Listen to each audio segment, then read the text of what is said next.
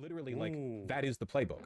It's not just the disingenuous right-wing ghouls. That's the entire, from Democrats, Republicans, that's the main strategy. Look at what they did to Mamdani. That's in no way like a niche strategy. There's also a valid fear of... I don't know why you guys are like, oh wow, I used to really like Vaush, but this was the last straw for me. There's no way I could, bro. Like, what? Why are you surprised or disappointed by? Like, obviously he's taken. Like, I don't know why you'd be surprised by him taking a position like that's like the really far left thing on Israel Palestine. I don't know why, but okay. Contra drama, dude. I don't want to. It's so bad. It's so bad. Everyone's already dunking on her, and they're all already right. Big Joel's thread is the best critique. Okay, I haven't seen Big Joel posting. I haven't seen what he's been saying. What has he been saying? It's on Blue Sky? Oh my god. Of course he would. ContraPoints recently made a statement on Palestine. I find this point most interesting. That was really the only outcome of the outrage. Nothing plus slightly hurting Kamala Harris. Change perspectives. Things to do. Don't have an axe to grind with Natalie. Good job reading. It's just so dumb. The problem fundamentally is that Contra, I don't think, has a good temperament for the social demands of being an online public figure who discusses politics. That doesn't mean that the videos are bad or whatever. They're not. It just means that, like, you get a lot of backlash. You get a lot of hate. And I think that, you know, it's like a weakness of heart, weakness of mind kind of thing. If you're put into positions where you feel like you're very emotionally pressured, that can cook your brain a little bit. That can push you in a bad direction. I'm not clued in. She put out this, like, rambling, narcissistic post about how she's anti-genocide in Gaza, but the reason she hasn't talked about it is because it's depressing and glib, and she feels like the left hasn't done anything productive by bringing attention to it, and it's the left's fault and the left's problem, and blah, blah, blah. I'll just... So many leftists feel betrayed because I haven't made a video on Palestine. Do they actually want a ContraPoints video about Palestine? Will they be happy? Narcissistic. The thing is, though, if she had come out and said, like, I feel, but it was actually all in agreement with people like Vaush or all that, they would never even notice that or describe it as narcissism. Like, that's the thing. It's only narcissistic when it's like, these are my feelings, but they disagree with us. Like, that's the only time when it's ever, like, narcissistic, right? Also, I don't know how narcissistic it is to just say, I feel, and then you just spend the rest of the paragraph describing what's happening. That's kind of weird. I get in the bath and pour milk on a mannequin of Benjamin Netanyahu? No. I have posted about Gaza occasionally and have quietly given money to Palestinian aid orgs. But what I think what leftists really want is for me to join their chorus of anger. They sense some hesitation on my part and are judging me very harshly on my presumed opinions. I'd rather be judged on my actual opinions, so here they are. Is Israel committing genocide in Gaza? Yes. Do I oppose it? Yes. Do I feel angry about it? Yes. I also feel a lot of other things. Chapter 1, Doom. The week after October 7th, it was clear the mood among Israeli leaders and civilians was overwhelmingly kill or be killed, existential panic, and unstoppable lust for revenge. It reminded me of the U.S. after 9/11. There was no reasoning or protesting them out of it. Nor was it politically feasible for the U.S. to withdraw aid to Israel on a time frame that would make a difference. It's been like 2 years now. It would have required replacing most of Congress and overturning decades of bipartisan strategy and diplomacy. Even in the best case scenario, it would have taken years. So there was a sense of futility. But worse, Chapter 2, misery. Whoa, the misery. The leftist pro-Palestine movement quickly decided that their primary goal was not merely opposition to the genocide, but opposition to Zionism in general. That is, opposition to the existence of Israel as a Jewish state. And here they decided to draw the line separating decent people from genocidal fascists, which had the following consequences. It shrunk the coalition. Zionist is a very broad category. Most Jews are Zionists. Anyone who supports a two-state solution is a Zionist. Mamdani, why wouldn't you visit Israel after becoming mayor of New York City? Oh, I don't have to debunk this, do I? Anyone who watches me understands why this is really bad. What she's saying is like arguing against the Holocaust without arguing against Nazis. Well, it's like arguing against the Holocaust without arguing against Lebensraum, right? The genocide in Gaza is a direct product of Zionism. Zionism is the reason why they were in an open-air...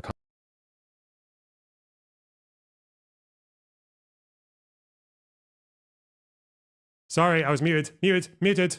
Lonerbox, you're muted. Lonerbox. I believe you're muted. Yeah, sorry. I'm so happy I started doing my little deep dive into the origins of Zionism, because when you talk about like Zionism, like that's the root cause of what's happening in Gaza. That's just such an interesting connection when you look at like what Zionism actually meant at the time to the people who were doing it. It's so fucking bizarre. But yeah, this is just the classic, like, everything is just like a cause and effect of Israel's actions and like the Jewish migration to the region and like just them like, but nothing the other way, right? There's no agency on the other side. There's nothing at any point of the entire conflict that Arabs or Arab leaders did that contributed to the situation we're in now. But yeah, silly. Okay, let me see if this thing actually works though. Come on, 1 second. Concentration camp. It's the reason Hamas exists. It's the reason there are walls with automated turrets that shoot people when they come near. It's the reason why in the West Bank there are roads that only Jews can use. It's Zionism is the reason for all of this. Like, the Holocaust didn't happen because the people in Germany, the Nazis, said, well, we should just do one, right? It was the consequence of an underlying ideology that demanded the eradication of other groups as a way of expressing the supremacy of their own. Do you think supporting a two-state solution is Zionism? If so, there's a difference. So unfortunately, she's providing really bad analysis. The people who I know who have advocated for a two-state solution have done so as a way of addressing the immediate harm of Gaza being essentially like an occupied sub-territory of Israel, not a long-term goal. Because obviously... So I believe what's supposed to happen here, is that once the fucker is plugged in, it's got this unison option up here, which adjusts the impedance of the hardware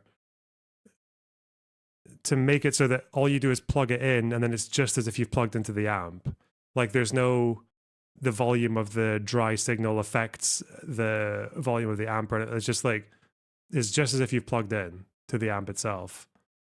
And, I mean, it should just play with the monitor if I unmute it. Not the monitor. It shouldn't come in through desktop audio. It should come in through... Should lower it a bit though. It should just come in through number 1.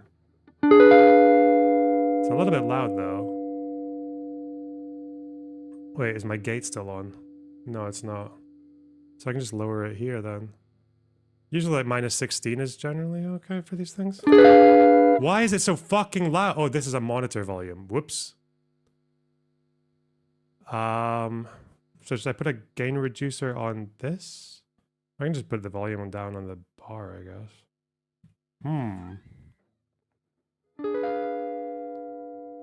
Yeah, and it's like I'm just plugged into the thing. And I didn't actually know because I stopped doing this professionally in like 2018 or something.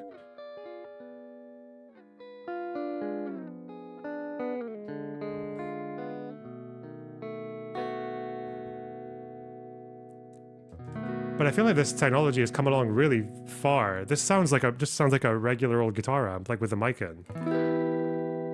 Little breakup, it just sounds so natural.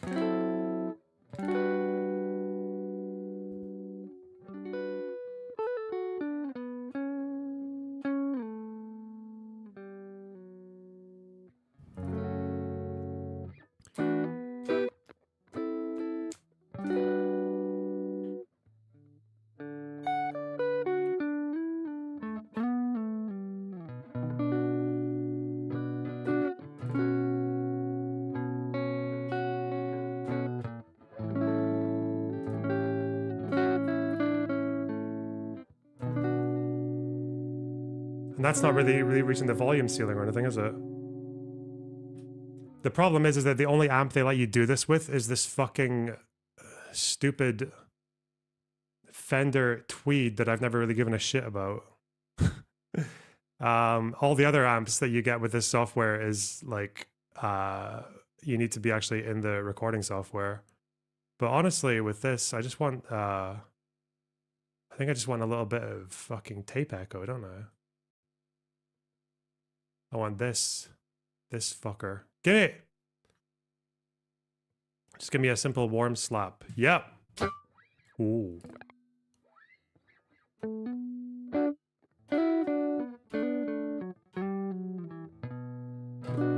It's a little bit loud.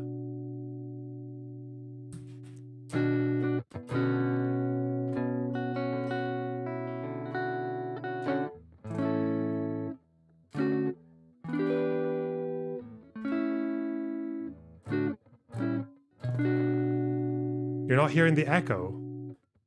Really? You're only hearing the... Wait, so you can't hear a difference with that? That... You sure? There's a button on the right for printing plugins. What? Where? What did you...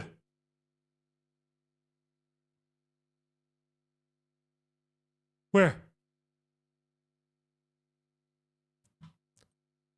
If I max it out, it should be obvious. How do I put that through? Where's the... There's a thing to do that with? It's hidden. Is there an option on inserts? Oh! Is it this? Oh! If I put it to record, does that mean it's gonna start printing? Does that do it?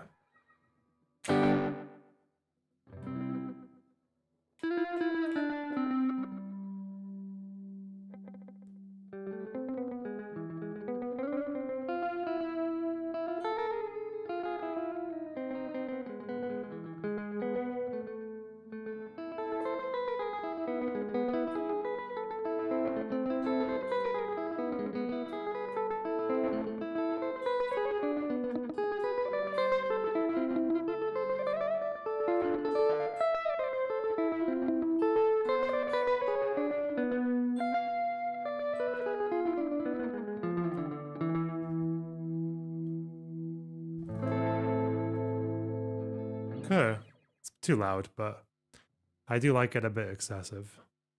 Oh. Okay. And is it going to overpower the voice? What plugin / DAW do you use? I'm just using the Apollo right now. Just like Apollo plugins. There's no DAW. If you implemented a two-state solution, you would then still have a Jewish ethnostate. Like, that wouldn't change the fact that Israel, say in the West Bank, or however you drew the lines, right? Israel would still be, in law, Jewish supremacist. Like, the term a Jewish state is a dog whistle, right?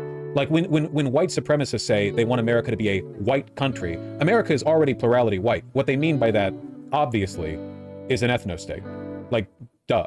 If a member of the AfD says they want Germany to remain a German state, like, let's not be stupid, you know what Do you know what this this analogy these make? It sounds like the same energy of people who are against any form of like affirmative action or reparation or anything like that for minorities in Western countries, because they're just like, oh, what a... He's literally giving the same energy as like MLK saying, or no, conservatives fucking blasting MLK and saying, oh, I thought we were supposed to just judge everyone by the contents of their characters. Like, that's easy to say when you're not the persecuted minority. It's easy to say when you're not the one who has failed to survive as a minority in like every single state for 1800 years. And that was the case for Jews. So the idea of them wanting a Jewish state in a world where minorities got absolutely fucked like everywhere, like Jewish minorities, it's just...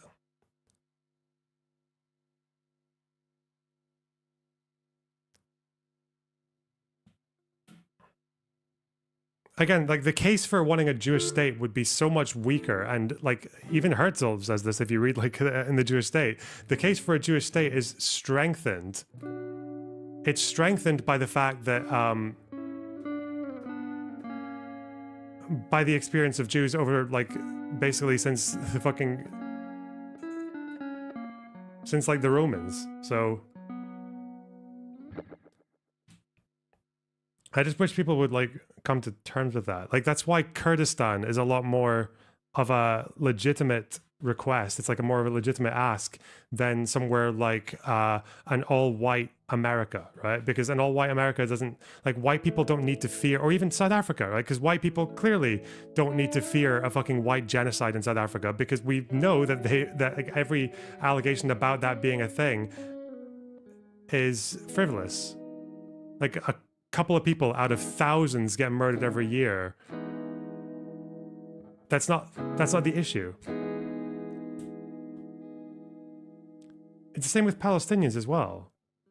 I don't know why Palestinians like would be in the wrong to want to, like, again, if Palestinians get a state, there's no ethnic group that these guys are ever going to accept as the majority other than Palestinian Arabs, right? Like,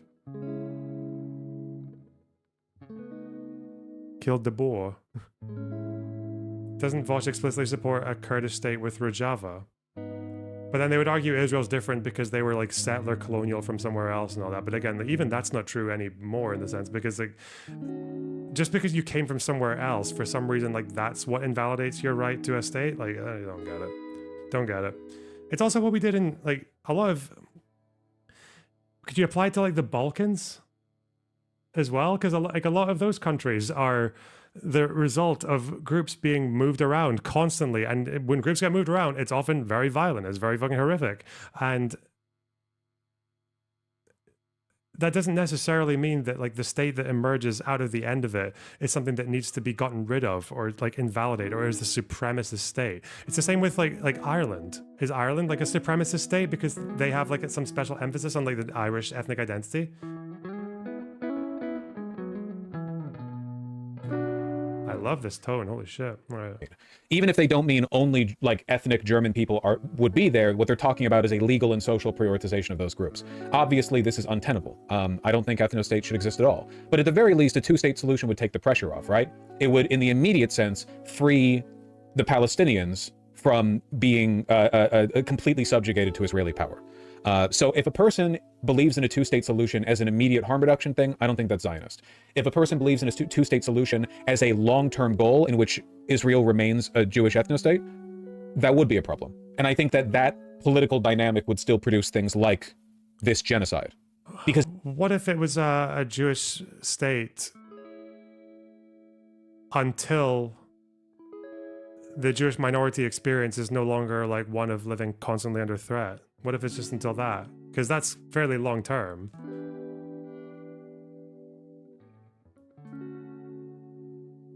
Is that a Jaguar or a Jazzmaster? It's a Jazzmaster.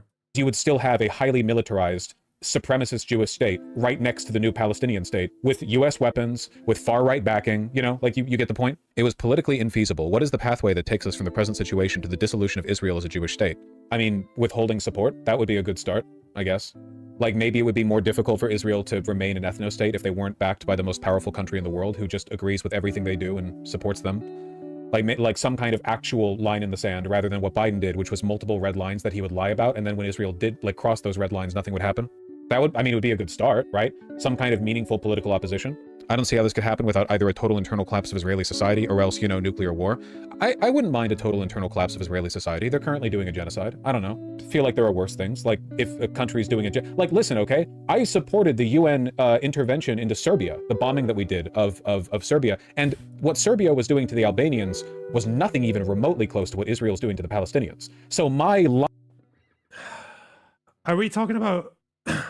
It's also when you compare the wants of each group and the way that those wants were responded to.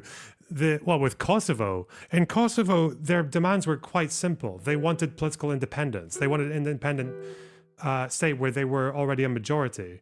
If that were all Palestinians were asking for, it was just like Gazans were protesting for a sovereign state from Gaza and the West Bank, and they wanted to live side by side in peace with Israel. And then Israel was responding to those peaceful protests by fucking shooting everyone, which has not happened, but that's not how... that's not like a thing that's happened yet. Then that would make the conflict completely change. That would make the entire like moral dynamic change. But that's just not a comparison. Also, to say that what Israel's doing is far worse than what the Serbs were doing, like what if we count what they did throughout the entire Yugoslav wars as well, like the Bosnian genocide and shit, like that's not really that comparable, especially given the intent of the Serbs and like what the Serbs actually desired versus what Israel does. Line for when should UN warplanes drop, or NATO, sorry, not UN, NATO, when should NATO warplanes drop bombs to pacify the aggressors is clearly way lower than what Israel's doing right now. I don't know how the you can support NATO intervention in Serbia but not support intervention into Israel. I think the UN should occupy Israel. Get some blue helmets down there for 100 years for all I care. Jesus. And stop giving them weapons. Stop giving Israel more weapons. Jesus. And then there's this wonderful line. As usual, leftists have championed a doomed cause. That's really cool. Don't support desegregation because it's not immediately feasible. Don't support an end to the Vietnam War because it's not immediately feasible. Don't support an end to the Iraq War because it's not immediately feasible. This is just you territory. This is like unsalvageable. It always, at the end of the day, people, weaker people than me, I should say, always circle back around to directing their hate and orienting their politics around aggression towards people that they dislike. And the group of people that are giving Contra the most shit for previous Libery have been leftists. So it comes back around to that. Anyway, yeah, this logically doesn't work. Like, armchair psychoanalysis aside, this just logically doesn't work. Basically, every progressive cause starts out as or more doomed than opposition to Israel today. Everything from gay marriage to Contra support for trans people. Like, right now, trans rights are looking pretty bleak in the West. Do I waver? No. I think we should put our foot down and hold firm on all of it, including, participation in sports.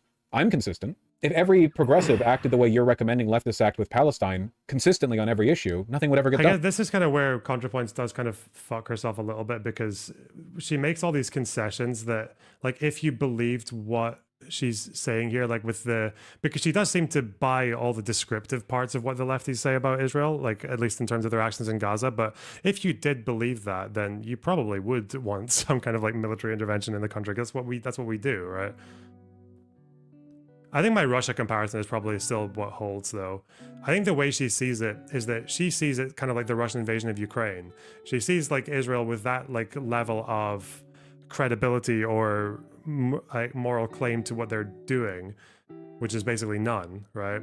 And then she thinks that the problem is that imagine if Russia invaded Ukraine, but the entire pro-Ukraine movement was dominated by people who really just want to destroy Russia, rather than stop the war, or rather than push them back. Like, they just want the Russian state to get absorbed into like part of Ukraine. Like, that's probably what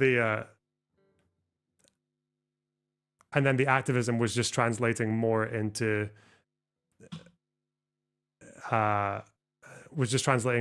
attacks on like Russian citizens in different countries. Like, yeah. Also, right now, American support for Israel is lower than America's opposition to MLK. Or I guess what I should say is opposition to Israel is a more popular position than support for MLK during much of the civil rights movement. It introduced dangerous ambiguities. The vagueness of Zionism as a political Satan enables all kinds of rhetorical abuses. MLK was unpopular, therefore anything that's unpopular must be like validated. It doesn't make any sense. Silly. On one hand, right-wing Israelis hold up all anti-Zionist protests as existentially threatening and inherently anti-Semitic. On the other hand, there's a long history of anti-Semites using the term Zionist in deliberately equivocal ways. Yeah, sure, I don't really know what that has to do with the genocide, though. Like, there are some people who do that, and it's bad, and they should be called out. I don't really... Like, people will dog whistle to take an existing cause and manipulate it to serve their bigotry. Yeah, sure, I don't really see what that has to do with the underlying point. Anti-Semites are happy for the opportunity to misappropriate the now popular anti-Zionist label to legitimize their agenda, and many people are not informed enough about anti-Semitism to recognize when this is actually happening. These problems are mutually reinforcing. But there's a difference. See, it is the Zionists themselves who disingenuously conflate Zionism and Semitism, whereas it's the opportunist Nazis who jump on the back of anti-Zionist protests to take advantage of the rhetorical ambiguity that is being created by the Zionists, by the way, and weaponize it in the service of their own ends. Or in other words, the Zionists are doing the bad thing. Whereas with regard to anti-Zionism, it's another group that's trying to co-opt the language. What exactly are we meant to do about that? Or to put it another way, how could you ever criticize Israel without anti-Semites trying to take advantage of it? I mean that. I think that you should do everything you can to excise them from your movement, to make it clear what you mean, to be precise in your definitions. But how on earth could you do that? Zionists put so much effort into conflating Judaism and Israel. Like, it's like their main thing. They shield themselves with it. So as a consequence, they make it very easy for Nazis and anti-Semites to, to take advantage of the rhetorical ambiguity. But what is the left? It also makes sense that they...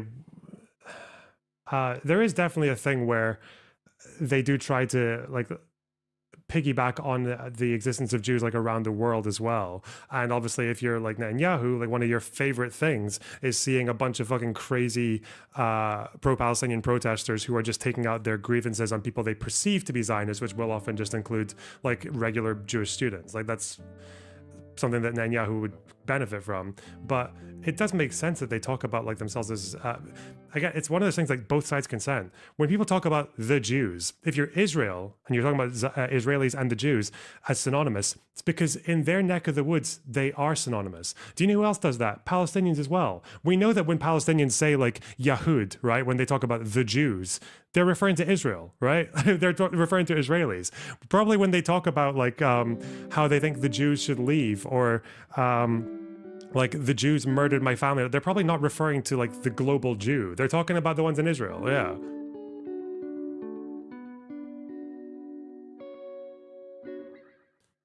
But does that mean they're conflating as well? Like when Arabs say Yahud instead of Israeli, are they conflating Judaism and Israel? Like probably not.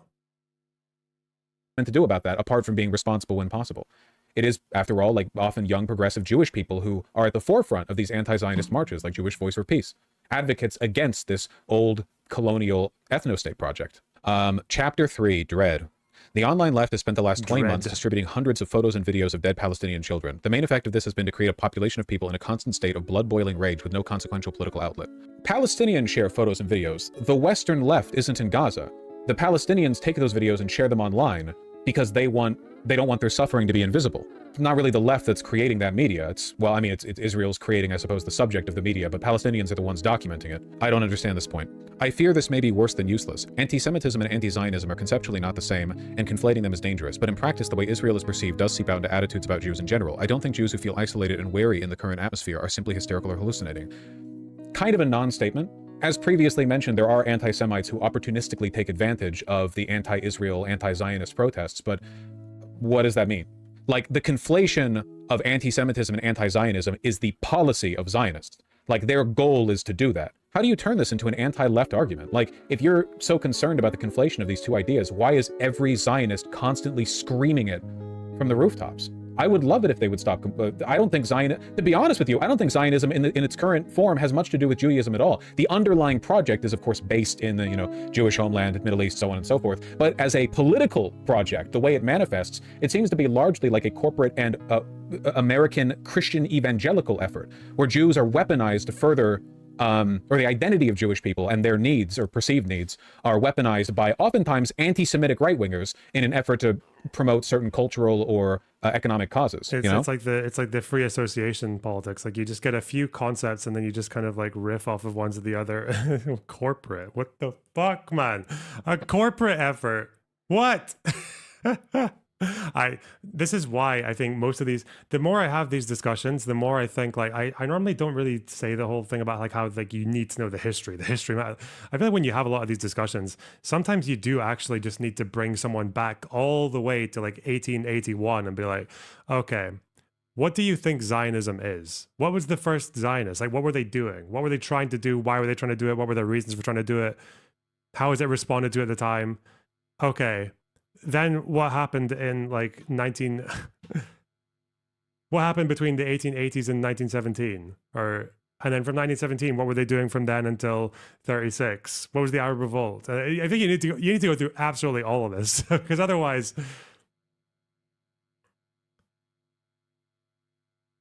honestly, I would be more interested in just what someone like Vaush actually thinks about. Like if I were to ask him, just like, can you just write like a few hundred words on each stage of Zionism and the Israel-Palestine conflict?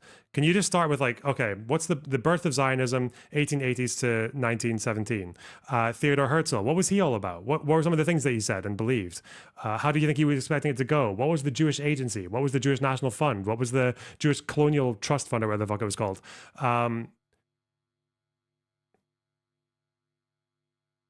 And then, like, what was the Balfour Declaration? Like, what was that all about?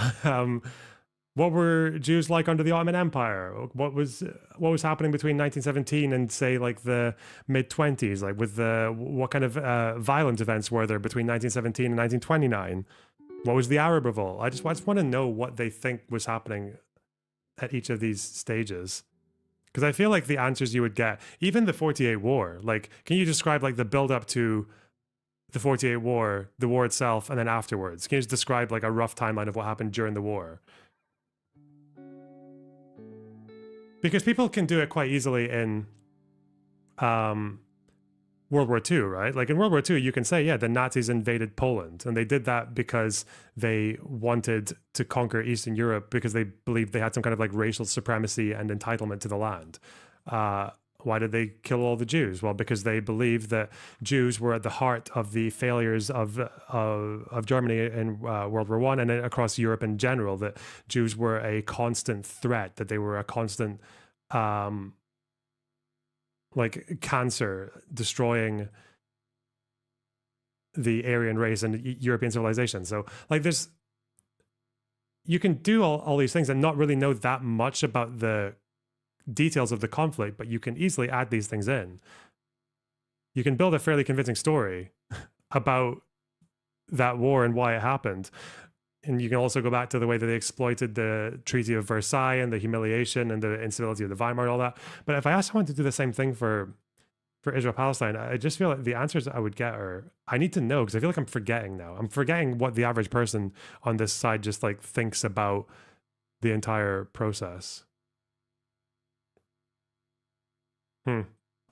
Like, it's not exactly a secret that AIPAC and the ADL and other groups aligned with... but no, I don't think Vaush has shown any indication that he's up for like conversations about this topic, especially since the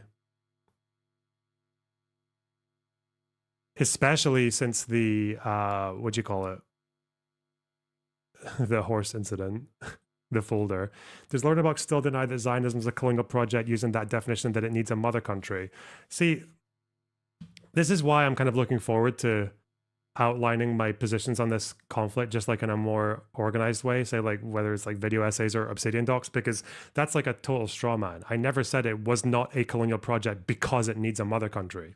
That's never been my position. Like, that's just a fucking lie. My position is that because of many differences, one of which is the lack of a mother country, that treating it like every other settler colonial enterprise is a lost cause politically. Like, it's a lost cause to treat it the same way as South Africa or Algeria or fucking Kenya or anything else. Like, it's just not, because the motivations behind the pioneers of the movement were different. The circumstances under which people ended up settling, quote unquote, were different. The international relations that led up to the movement are different. It's like, yeah, that's always been my position. This means not colonial. Like, fuck me. What a stupid fucking straw man. Jesus. Zionism are usually used as bludgeons against the left, right? Yes, there's communal trauma and hypervigilance. Yes, there's disingenuous right-wing ghouls dismissing and censoring all criticism of Israel on the pretext of fighting anti-Semitism. Wait, that's not disingenuous right-wing ghouls. That's the entire Zionist establishment. Literally, like, that is the playbook. It's not just the disingenuous right-wing ghouls. That's the entire, from Democrats, Republicans, that's the main strategy. Look at what they did to Mamdani. That's in no way like a niche strategy. There's also a valid fear of historical anti-Semitic patterns recurring, and that fear gives power to the right-wing Zionist claim that only Israel can keep Jews safe. Yeah, that's why Israel does this. Israel makes itself hateable on an international and local stage and conflates Judaism and Zionism, and then does horrible things in the name of Judaism. After some time asking to compromise and split the house in half. Yeah, I think that's the gist of the argument they have. Yeah. Oh shit. Thanks for the 10 euros. Fast and Bulbous, thanks for the $5. Bro is just saying my point here ain't about criticizing their post. Hey, good one. Judaism, allegedly in the name of Judaism, they do it for Zionism, and that does attract international condemnation, which they then use to fearmonger to further legitimize their project. But all of this is the strategy of the right. Why are we pretending that the left is doing this? Like, this entire essay post is pointing out things Zionists do, but then she turns around and says, oh my god, it's like the FD Signifier video. I'm getting flashbacks. They don't want solutions. They don't want to stop the genocide. They just want to endlessly critique the genocide. Hey. Oh god. I'm being sent back. Does this mean Israel should not be criticized and sanctioned? Absolutely not, but it's something I don't want to risk contributing to if not outweighed by tangible benefits, so I approach the issue cautiously. But there have been benefits to the widespread left condemnation of Israel. Democrats have What, though? I know it's just going to be Democrats are more pro-Palestine than they used to be, although there's a very big question mark over whether or not the River to the Sea, like campus protesting left, actually contributed to that or not. I feel like just watching the news might have had that effect, but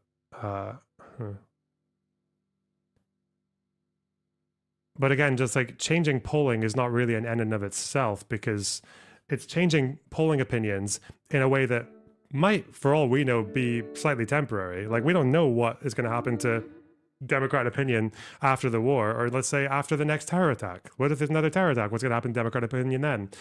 What's going to happen in terms of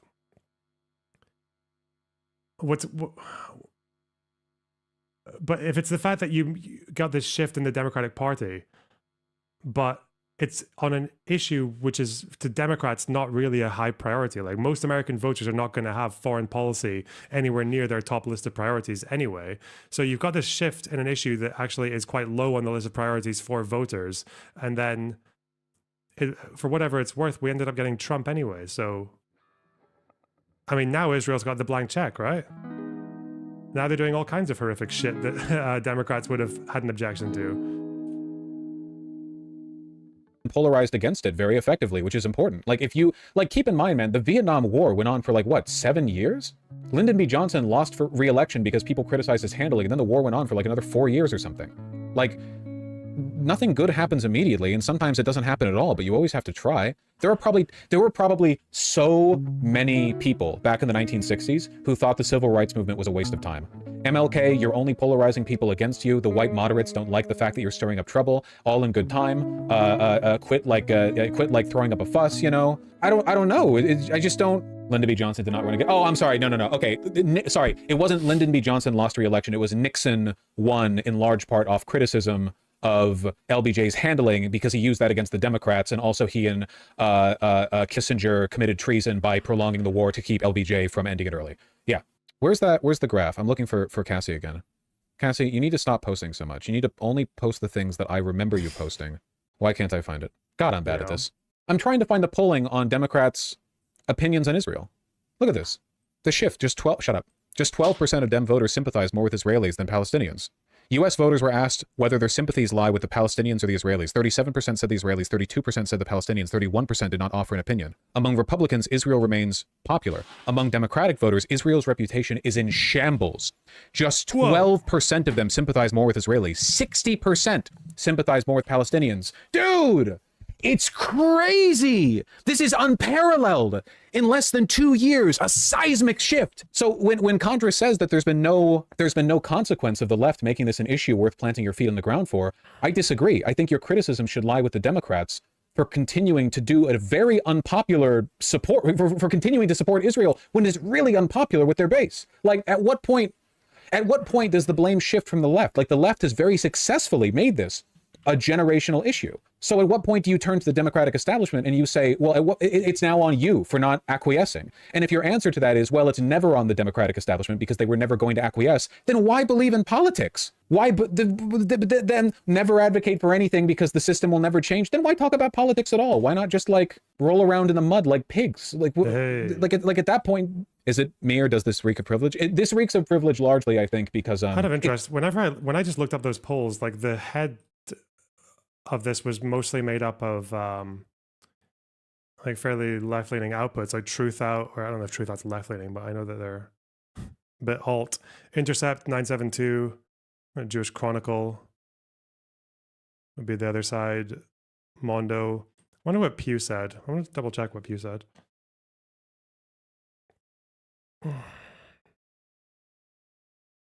The public's views of Israel have turned more negative over the past 3 years. 53% of US adults now express an unfavorable opinion.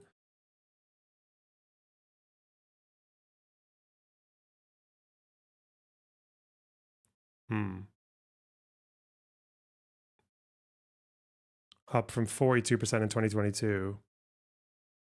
That's really all. 10% increase. After all this is 2025. April. It's also interesting for the far left, like the radical left, to be taking credit for all that as well. Among both Republicans and Democrats, older Americans are more likely to say war between Israel and Hamas is important to them and U.S. interests.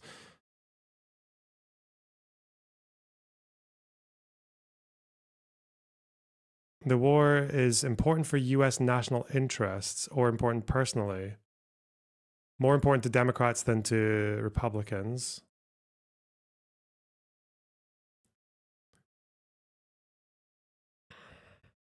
slight majority say the war is very or somewhat important personally.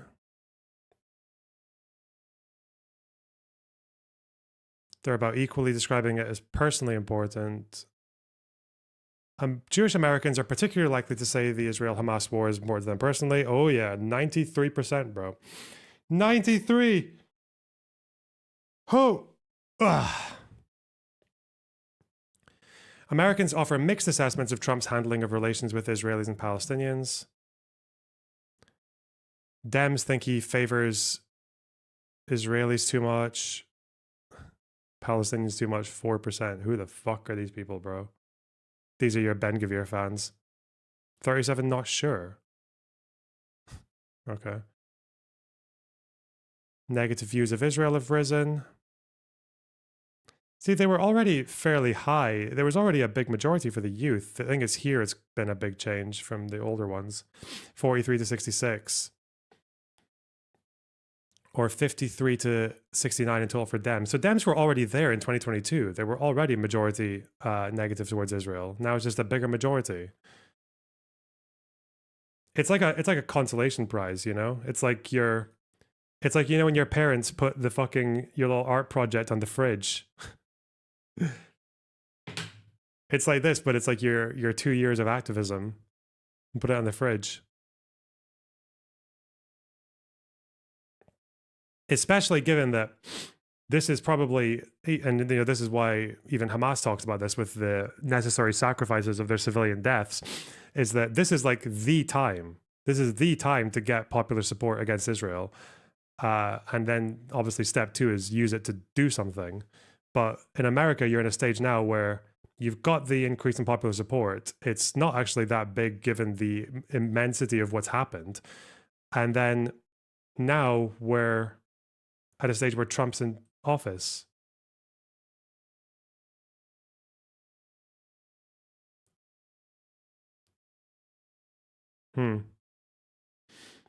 Religious groups varying. Jewish, obviously favorable. Oh, Jews still have a favorable view towards Israel. White. Oh, when people tell me that evangelicals are the most supportive of Israel, that's actually not true. It's still higher for Jews than it is for evangelicals in April 2025. Huh. Did I just let people pull the wool over my eyes with that one?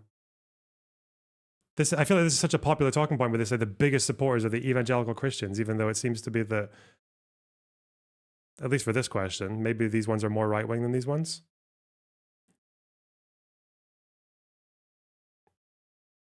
Muslim, 1981.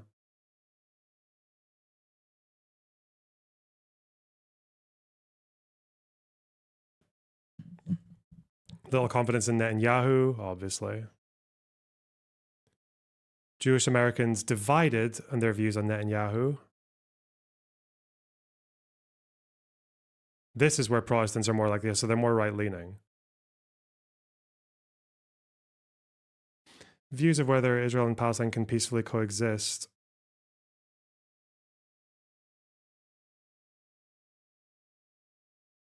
This matters as well, right? If your views on Israel have changed, that doesn't necessarily tell you that much about. If the left were to take credit for that, like this wing of the left were to take credit for that, you'd probably want to see what solutions they're proposing as well. Like that's a fairly important detail, I would imagine. Kalinda sent a poll. Where? It's not in stream chat or suggestions, which means it's useless to me. What? It's not even my DMs. What? Oh, okay. It's very me focused. It's very like solipsistic. It's very narcissistic. I'm armchair psychologizing, but this is very much like me. You know, I don't know. If people are upset you haven't made a statement on Palestine, all you really have to do is say, I don't really want to cover that topic. It's heavy and you should all know what I believe. But to be clear, genocide and Israel. Like that's not difficult. It shouldn't be controversial to say. Is this another poll? Is it newer or? Americans grow more divided on US support for Israel. Is this more to do with policy? This would be valuable. Okay. Americans give Israel a lukewarm rating of 50 on a 0 to 100 scale. More Americans now say Israel's playing a negative role in resolving key challenges in the Middle East than a year ago, 54 to 61. Closely divided between those who say current Israeli actions are justified, those who say they are not. Interesting. 27 to 29. Slightly fewer now than in 2024 say that they should support the US military.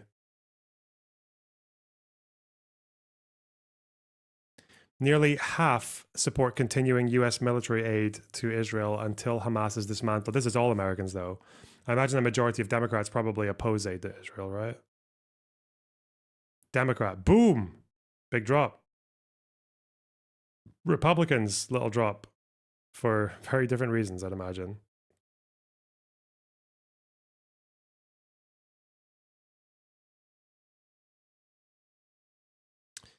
Justification of breaking the ceasefire. Okay. US military support. Do you favor or oppose?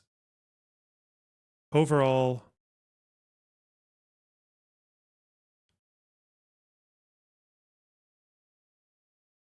so favor, Democrats are down from 41 to 32. The thing is, this becomes an achievement when you can translate it into a substantial amount of people who would actually like affect their voting and will put it as a top priority issue to actually change the policy in the United States. This is not enough for that, though. What, 47% of Americans down from 49 in a year? A pretty violent year. One of the most violent years you're ever going to get in the Israel-Palestine conflict. Down 2%. Okay.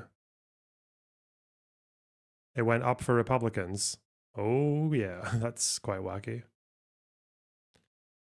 Democrats oppose a key U.S. role in Gaza reconstruction.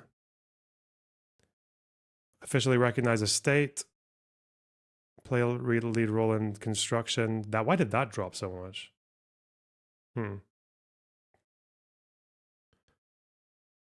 What should we do to enact that policy? Well, right now, in America, mate, there's nothing you can do to change that policy.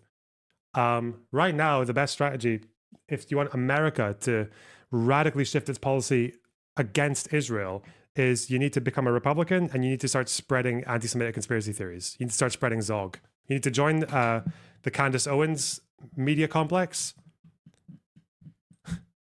and just start zogging the fuck out until Trump starts buying it. That's probably where you need to go. That would be the true tactic. I mean, you can do your primaries. You know, you can get Zohran and Mamdani, right? With the arrest of Netanyahu, the impending arrest. That's probably like the most maximum efficiency thing you can do. I don't know. Dark woke. The country doing a genocide. Yeah. I don't know why. Like I just don't think it's that controversial. I don't think you would embolden anti-Semitism in your audience by saying so. And then people would probably be satisfied. I don't think the audience was demanding that she make a 2-hour video on Netanyahu where she pours milk on him. I think that's a straw man. You know what I mean? Like if there was so people want me to cover tons of issues, right? I get emails every day and I often don't because there's just a limit to what I can cover. And I want to talk about stuff I am interested in talking about, you know, like I have to, at the end of the day, I have to center it around like what I think I can give a good, you know, what I can talk about, what's in my ballpark. But if somebody was curious, like, man, why haven't you talked about X? Usually my response to that is like, oh, well, to be clear, that's how I think, but I just want to focus on other stuff. Nobody forced her to make this post. Chapter 4, bitterness. That's true. Much of the online left spent all of 2024. She must have known that she was going to get absolutely fucking shredded for this take, but or single-mindedly focusing on Palestine and the complicity of Democratic politicians in sending aid to Israel. Providing weapons to people committing a genocide is pretty bad. This campaign had the following effects. 0 Palestinian lives were saved. Not one fewer bomb or bullet was fired by the IDF. Okay, well, at least we know for sure then she wouldn't support protesting against LBJ's handling of the Vietnam War. Don't criticize LBJ for his handling of the war. You'll just throw the election to Nixon. You're making the Democrats look bad. It's actually 1 for 1, basically. Yeah. Okay. It may have slightly contributed to the re-election of Trump, guaranteeing the U.S. will put no diplomatic pressure on Netanyahu for at least 4 years. Yeah, Biden was doing such a good job of that. You think the Taylor Lorenz thing pressured her?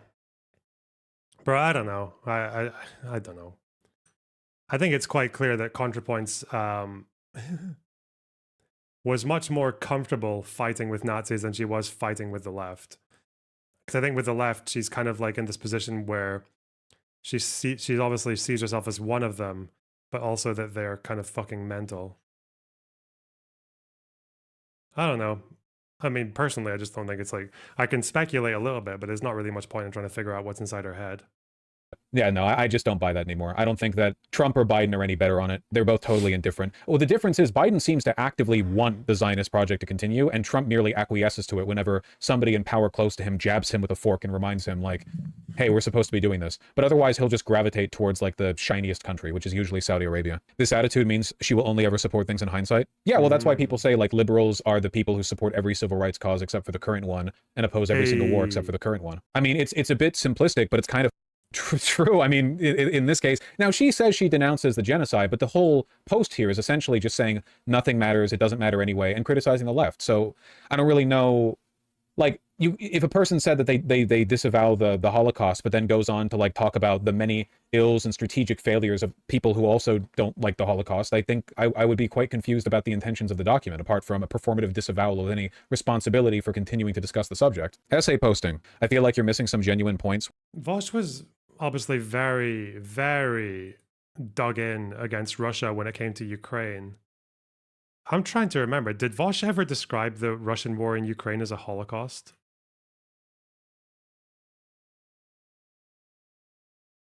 It can't be that that's just a term that's like, even if you care about other conflicts, like this is just reserved for... I mean, he might have, because Vaush talks, like, Vaush is one of those unique positions where he compares everything to the Holocaust or to the Nazis, but that's his thing, right? He's like a Nazi comparer. A serial Nazi comparer. He definitely called the Russians the Nazis, yeah. Even though, like, the fact is that their behavior is just much more closely comparable to Nazis than the Israeli government. But apart from Bendolf Kvitler. Where organizing for Palestine could have been done strategically better. Yeah, no shit, but the same could be said of literally all protests and all things ever. That doesn't excuse this post. There are things said in this post that are pretty impossible to forgive, I get. Like, they're not, like, contextually explainable. You know what I mean? The, what is it? As always, the left chose a losing cause. That one's pretty damn bad. And they have slightly contributed to the re-election of Trump, guaranteeing the U.S. will no longer put diplomatic pressure on Netanyahu for at least 4 years, and making protests against Israel both much riskier and less effective. Trump is also, incidentally, a menace to me and basically everyone I care about. A perfect enlightened being would feel no bitterness about this, but I do. Okay, he said it was a genocide. I'm not talking about whether he called it a genocide. I'm asking whether he called it a Holocaust. Because I just think it's interesting that people who, even people who might have been quite strong against Russia and Ukraine, obviously with the other, like, far lefties, like, they just don't give a fuck about Ukraine. They just think it's like, they just think that's like white people doing white people shit, or like, oh, Western power versus Russian power, both sides bad. That's what they think about Russia and Ukraine. But obviously, it's, I know why they reserve the Holocaust thing just for Israel, not for any other, like, not for what happened with Assad in Syria or with Yemen or anything else like that. That's very reserved for just when it's being done by Israel. But I just wonder if Vaush did the same thing. I don't know. So you feel bitterness that pro-Palestinian protesters caused Trump to win the election. Okay, so the bitterness here is, okay, gotcha. Bit selfish. When will Democrats be held responsible for losing elections? Not in this document, I can tell you that much. Like, I don't know, man. Maybe the Democrats shouldn't have done the thing. Maybe Biden shouldn't have spent, like, his final year in office endlessly capitulating to Israel and to the right, by the way. He was in agreement with the right on cracking down on the campus protests. Like, it went so far, and the degree to which the State Department lied to protect Israel, the fact that they were hiding internal reports, the fact that the State Department spokespeople were lying during their daily briefings to the point where it was like ludicrous. It was absurd. I mean, that part is understandable, low-key. The abandoned hair stuff was lame. Nah, I'm not buying this shit, dog. Democrats lost that election. It was their election to lose, okay? Trump ran a pretty terrible campaign. The Democrats were awful. They backed an unpopular genocide. They could have... Dude, do you have any idea how different the world would be if Biden wasn't a Zionist? If he had from the day... The American people chose, like, a giga Zionist. I don't know. I don't know what the... Wait, are we actually buying this now, that we think that, like, Biden's position on Israel was what lost, or Kamala, that's what lost them the election?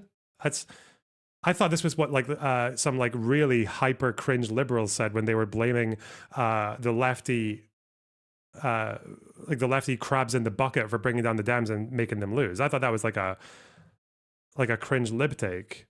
Because I don't even hold that. I don't think it was like, the idea that Israel-Palestine caused this, like, election to swing in one direction or the other is, like, ridiculous. Yeah, the Michigan posters.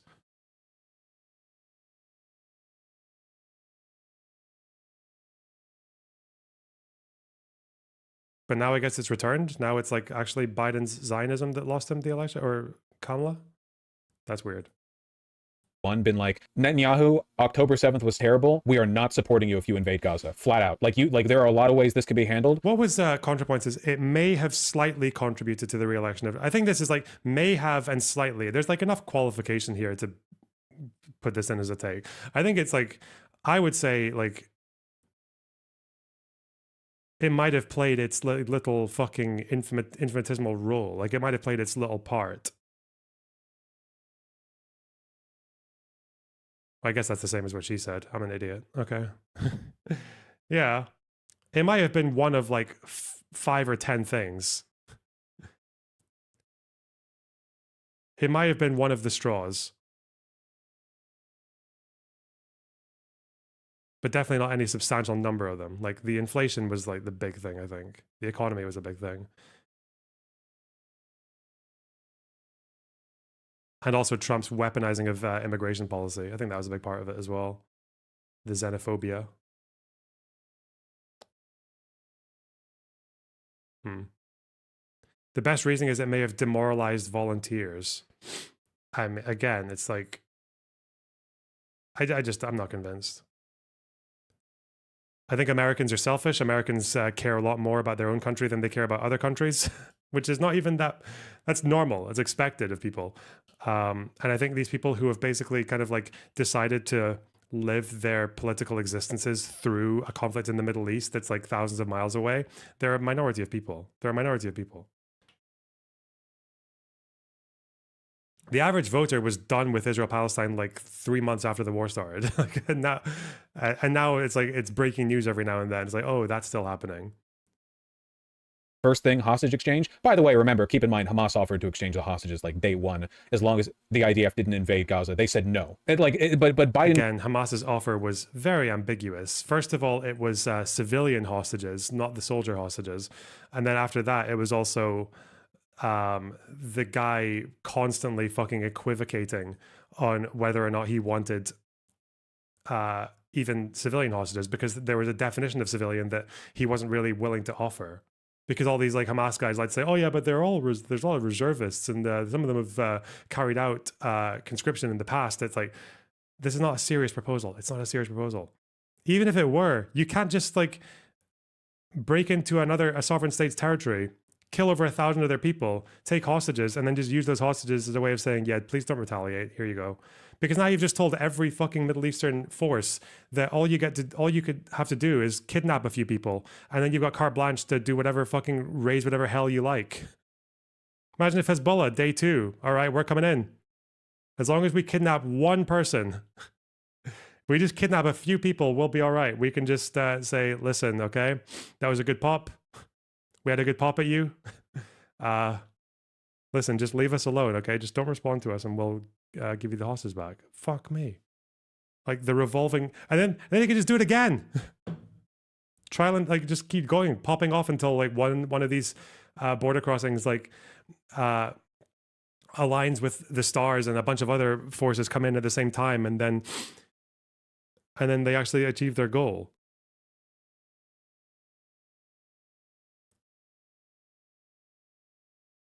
Sorry, Bob, that's just not how conflict works. Ever.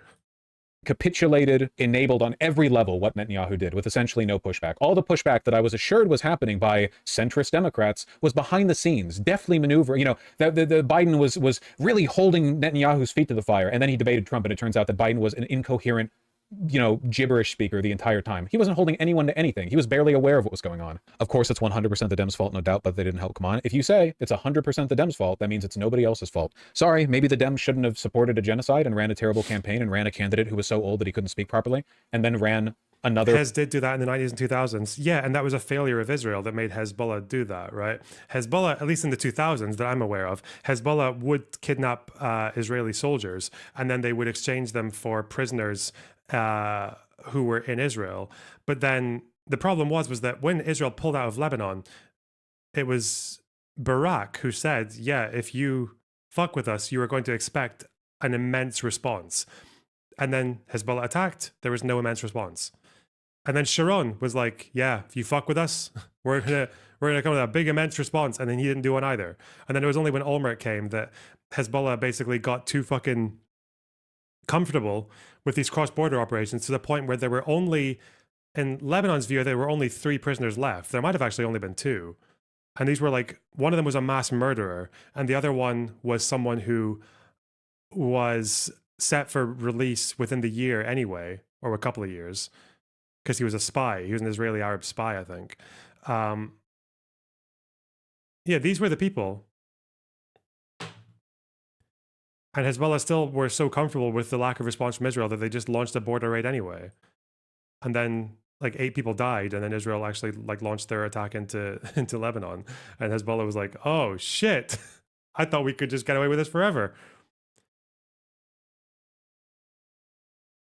Follow-up candidate in the last few months that made a point of not breaking with Biden on any issue, no matter what. And maybe Biden shouldn't have had staffers that were protecting his reputation from the public and keeping him from actually doing his work because they didn't want to show how incompetent he was. And maybe blah, blah, blah, blah, blah. Oh my God, dude, the Dems put us where we are. We knew the Republicans were evil, okay? At some point, you have to blame the Dems. And sure, blame the Republicans too for being evil. I do. I'm not one of those like lefty types that refuses to criticize Republicans. The majority of criticisms I offer are of Republicans. But right now, the best chance we have at moving in a new direction for this country is Mamdani.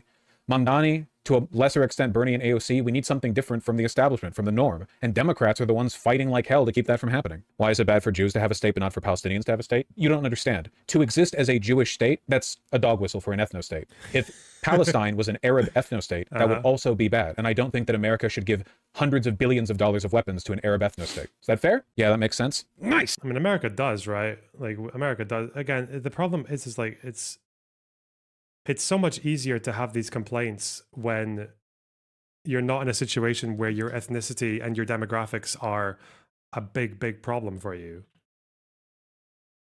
Even when Arabs don't need to worry about this, a lot of their constitutions do actually have, like, this is an Arab state and like the religion is Islam. And like, they do have these like preferences laid out in their constitutions, often in their practices, like fucking Lebanon. But when you're one of those minorities, whether you're a Kurd or if you're a Druze or like a Jew, then you are going to have to, your demographics and your, especially when it comes to statehood, they are going to matter. They're going to matter massively.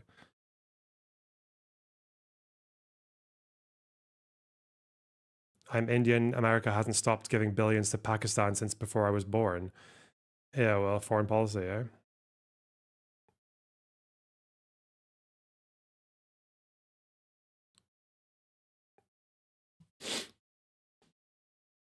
What's wrong with safe spaces? It does sound like the opposition that he's giving is like the same tone as right-wingers when they oppose safe spaces, where they're like, oh, really a safe space for trans women? Well, you wouldn't feel so cute if I made a safe space for white straights. Yes, because everywhere is a safe space for white straights. What the fuck? I will be pilot. Grape. I need a soundboard for that. My pledge is that I will be pilot and I'll help everyone. Pilot. Yeah, he's the pilot. Great. You see, this is the spirit. We love Pakistan. My pledge to my country is that when I will grow up, I will be the scientist like Dr. Abdul Qadir Khan, who helped Pakistan in making the nuclear power. Inshallah, we have a bright future. We have here students who are going to make Pakistan the great nuclear nation. When I will grow up, I will be army and save Pakistan and destroy India. And destroy India.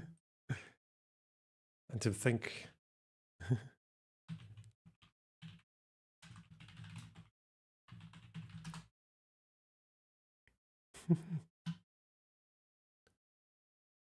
What is US aid to Pakistan? Did they stop arms in 2017?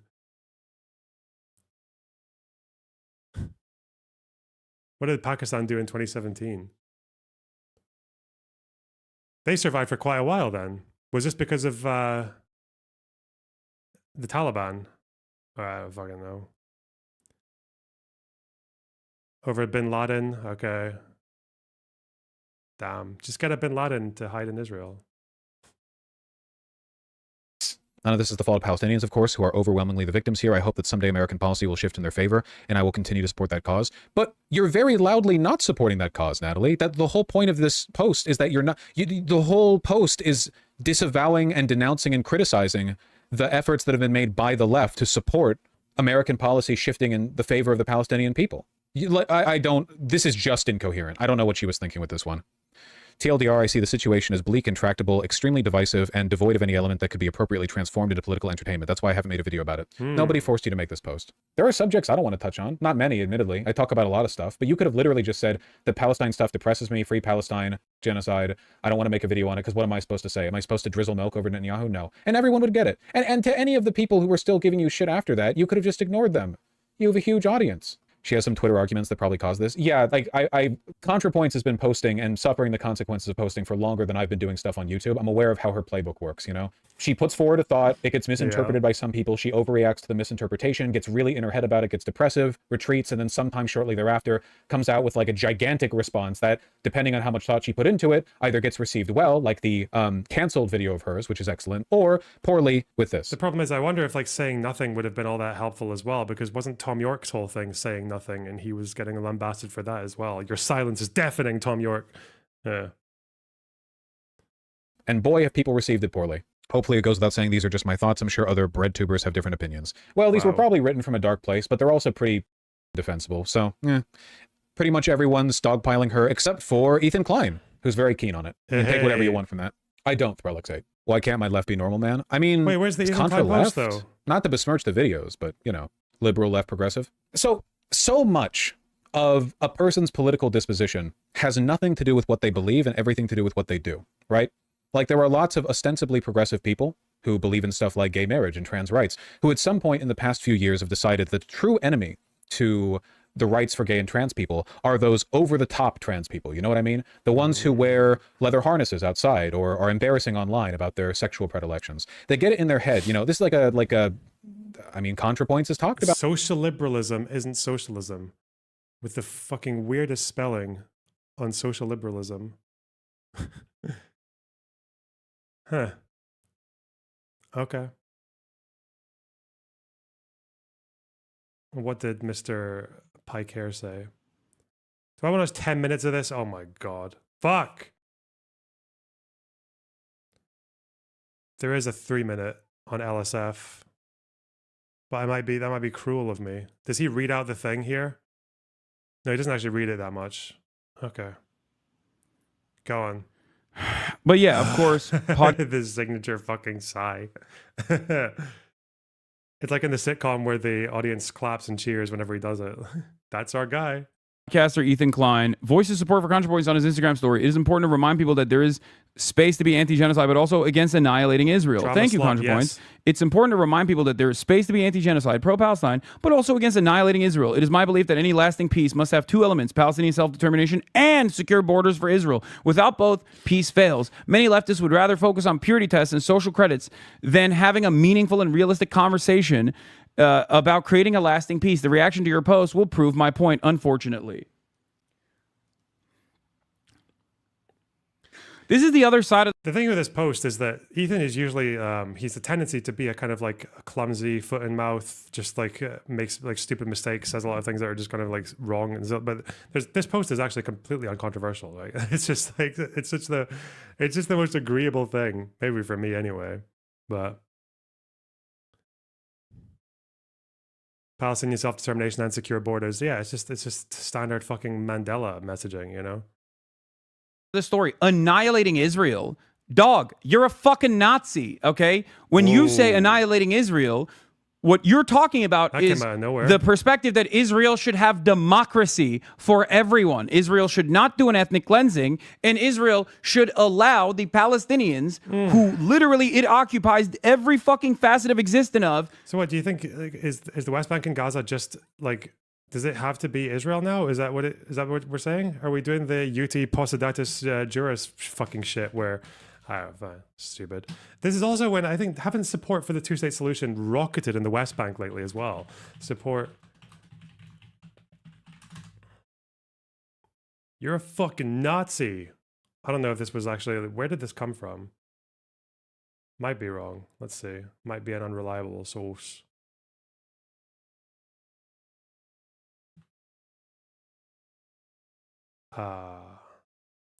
Where's the polling?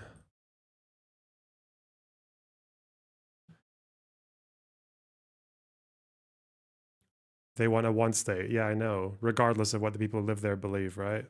The imperialoids. This is saying 40% of Palestinians support it recent polling. Where was the one with the West Bank saying it was like quite high? Was that just like a dud poll or? Gaining momentum again for Israel and the Palestinians, does it have a chance of success? Again, this is also, not to mention, this all happens when there's like no fucking peace process on the table, right? Like Hamas doesn't want to recognize Israel ever. Abbas is still, like the official PLO, PA position is still 2 states, I believe. Where are we expecting this one state democracy to come? It's so dumb. Fuck up. Breathing room, okay?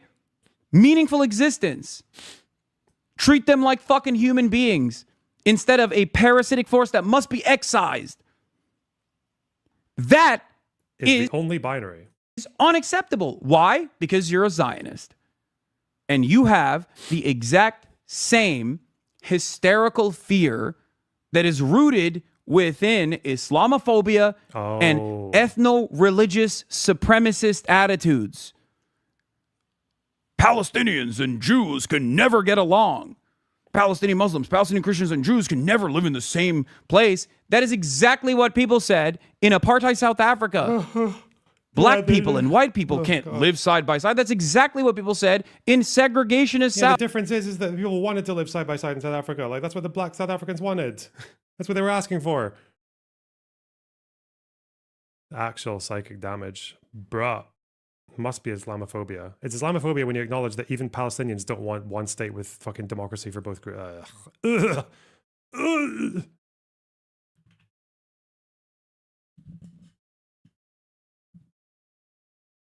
the Jim Crow South, that's what they said against the abolition of slavery.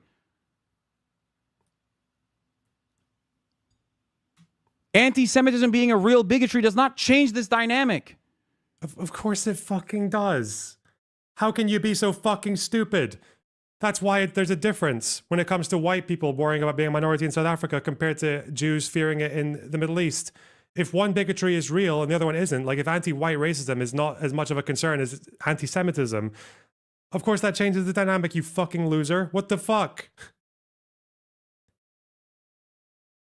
Of course it changes the dynamic because one group has a legitimate fear of being a minority and the other one doesn't.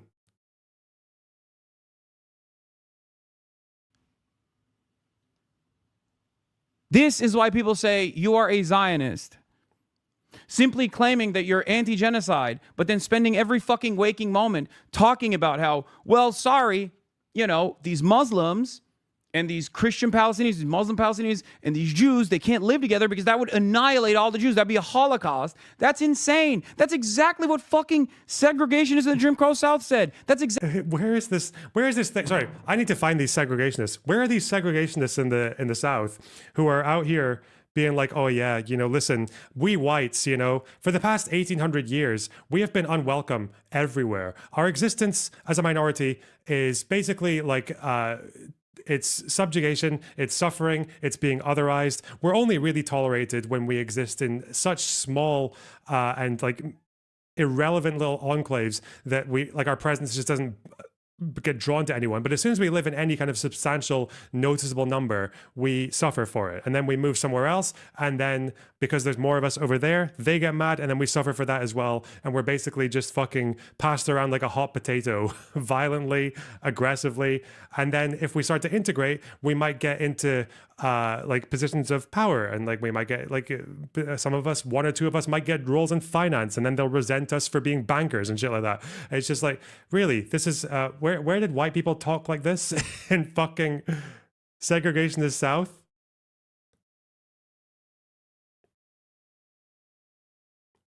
Bro.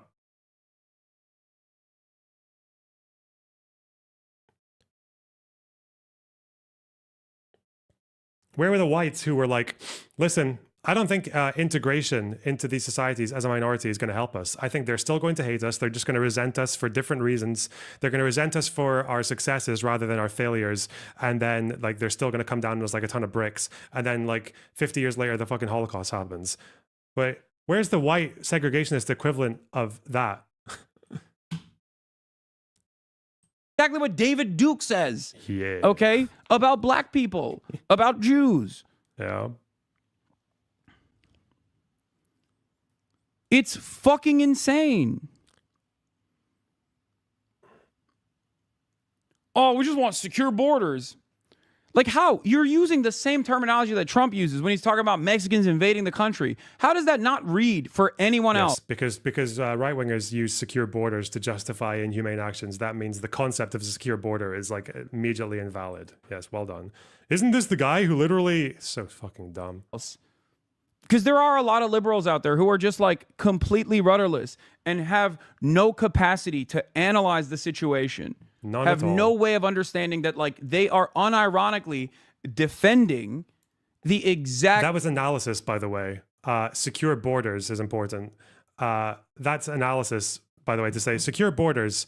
Oh yeah? Well, the last time I heard someone say that, it was a Republican saying secure borders so that they could terrorize fucking migrants. Well, it must be bad then. Must be that everyone who wants a secure border somewhere is a piece of shit. Nazi. Fuck off. Oh, God. That's the analysis. Well done, guys. You have been analysisized.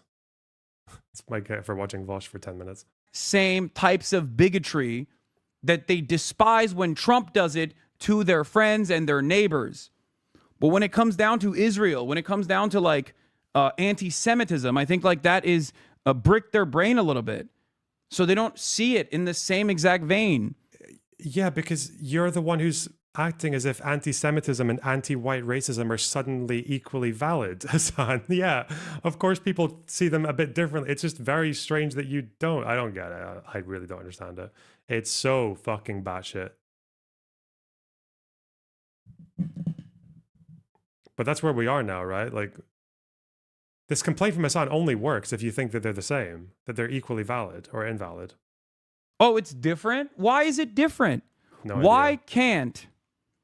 Why tell you, can't Muslims, Christians of Palestinian background live alongside Jews in a singular, solitary, secular state? Why does this have to be an ethnostate?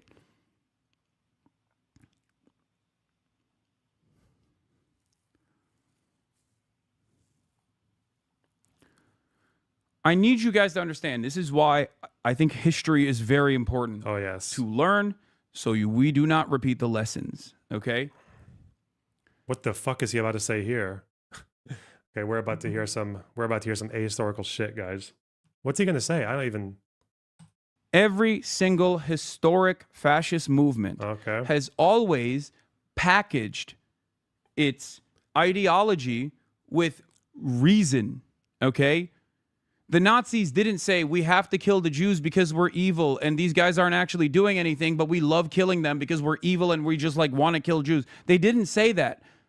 They created a logical reason. They created first the Jewish question, the dehumanization of Jews, the claims that Jews are a parasitic force that is both powerful and weak at the same time. So the Nazis didn't create Guys, the Jewish they're question, just like but the okay, bad people that's that good. want bad It things. is important. You know my who friend. else supported those bad things? Other bad people. I'm glad this guy's endorsed by Twitch and lamestream media. Wheelchair symbol emoji. Thanks for scared face emoji. Thanks for the $10. As important as it is to learn the history, my friends, my students, my little grasshoppers. Nazis didn't invent the Jewish question. They didn't create the Jewish question. The Jewish question is a kind of like a fairly old concept. They obviously piggybacked off of modern concepts of anti-Semitism that were very different from religious anti-Semitism, but okay. The idea that Jews are taking down the German state by engaging in degeneracy in the halls of academia, controlling the money supply, all of this stuff. And this is the same as Jews saying that when we live as a minority in the Middle East, we get fucked. What? Bro. And then, after decades of dehumanization that also even predated Germany itself, of centuries of dehumanization and anti-Semitism. They were able to captivate enough people.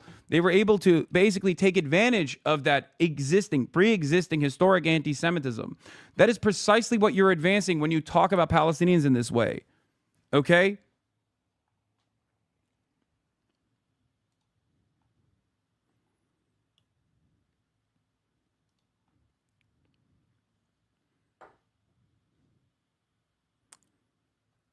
First, Wow, you guys. present an issue with the conclusion of the argument in mind, okay? You create a fake issue. You say Jews are ruining society, okay? The economic volatility that you're experiencing is because of the Jews.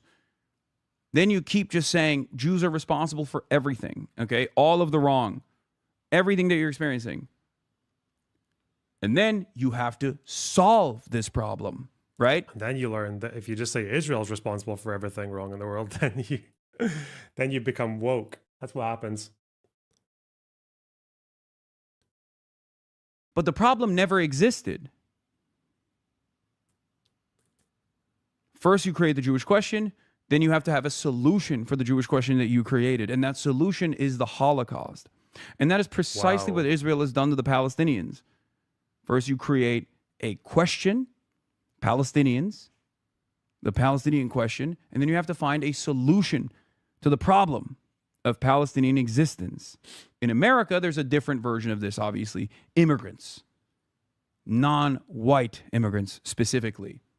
Create hysteria around it. Keep hammering the point that they're violent criminals. Keep saying that they're animals. Keep saying that they're ruining society. As material conditions worsen, there are more and more people that are angry, resentful, frustrated, looking for an alternative, looking for a reason as to why they feel this anger. And one side doesn't actually respond to any of those frustrations, those economic anxieties, the Democrats, of course. And then the other side turns around and says, you're feeling all that anger and resentment, and that's good. It's because immigrants have taken your social It's like when the Jews in the early years of the British Mandate in like 1920 were at a protest in Jerusalem, and then there was like and then it descended into a riot against Zionism and their presence there. This is also at a point when the Balfour Declaration is still like fairly new. There's still like a bit of dispute over what's really going to happen to all the land. Most of the land currently owned by Jews at this time is purchased from empty land. This is before the Surstock purchases and all this kind of like eviction shit. And what the Jews did, my intellectual subjects, was that they kind of like forced some of the more powerful Arab leaders at the time to lead these demonstrations and to use violent rhetoric against the Jews living in Palestine, and to chant things like Palestine is our land and the Jews are our dogs, and to break out into a fucking riot and kill like a handful of people. Like that was part of the Palestinian question, you know, when the Jewish Nazis came over and they started like inventing these problems, psyops. safety nets. And then people lean on that. Now you have successfully created an environment where there is an immigrant question or a Jewish question or a Palestinian question. Now you're looking for a solution. But the problem never existed to begin with. It was not a real problem to begin with. The reason why I'm bringing this up is because a lot of people that look to these historic incidents, these historic... Correct me if I'm wrong, but there are elements of that strategy being employed by the Israeli far right. No, not even really in that way. No, what the Israeli far right does is they will exploit they'll exploit real issues. Like, for example, one of the things that they exploited to the absolute fucking hilt was the Second Intifada. Like, that was a fucking golden gift to them in terms of it ending the peace process and being able to convince all the Israeli left-wingers who voted for Barak and to say, like, look, these people don't want peace, they just want to kill us. And then they get to exploit that. They get to exploit the fact that Israel and Palestine, in terms of what happens to the territories with regards to sovereignty, is a constant quagmire. And they exploit that fact and just and disillusionment of the Israeli left to expand their settlements and then to constantly fucking frustrate and antagonize the people in the West Bank. And then the people in the West Bank hit back and then they say, look, these people don't want to make peace. Fuck it, let's keep going, but just keep shooting, keep building. Like that's what the Israeli far right does. It's not even like, it's not anything to do with some kind of like, at least I don't know which Israeli far-right people have the same, like the equivalent of the Nazi Jewish question where they're talking about like the innate biological fucking racial inferiority of Arabs in the sense that they like are such a, that they need to all be fucking like killed and that's like the only solution. Yeah, I don't know if that's necessarily how they do it. What they do is still gross. It's just gross in a different way. It's like, yeah, because these groups across history are different. People commit atrocities for different reasons. It's not all fucking reducible to the Nazi fucking question. Events.